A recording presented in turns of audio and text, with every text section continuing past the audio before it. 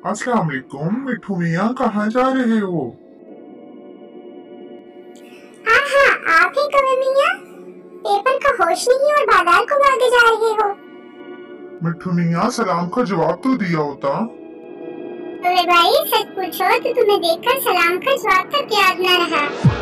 और अब भी तो बेहूदी में भागे जा रहे हो। इसमें बेहूदी की क्या बात है? इंग्लिश की बुक लेने जा रहा था बाजार में। कवि मियाँ, इंग्लिश ऐसा सब्जेक्ट है जिसके लिए मैं बहुत परेशान रहता हूँ, क्योंकि मैं इंग्लिश में कमजोर हूँ।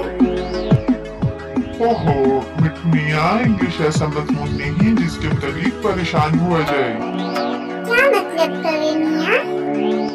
मिठू मियाँ, मतलब ये है कि मैं मदद के लिए तैयार हूँ। तुम फिजिक्स में मेरी मदद करना, मैं इंग्लिश में तुम्हारी मदद करूँगा। कवि मियाँ, इंशाल्लाह मैं भी तुम्हारी मदद के लिए तैयार हूँ, मगर हम एक दूसरे की मदद कैसे करेंगे? ये मजमून हम कैसे तैयार करेंगे? अरे मियाँ मिठू, तुम हमारे घर आ जाया करना, मैं तुम्हें इंग्लिश की तैयारी करवा दिया करूँगा।